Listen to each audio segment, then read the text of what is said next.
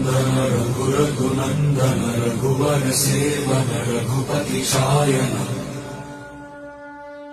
श्री हनुमान भगवान उनका ही प्रस्तुत हुआ था। और यहाँ पे माना जाता है कि एक पत्थर को एक एक के ऊपर रखकर जब आप पहाड़ बनाओगे तो आपकी इच्छा पूरी होगी। देख सकते हैं कि किस तरह से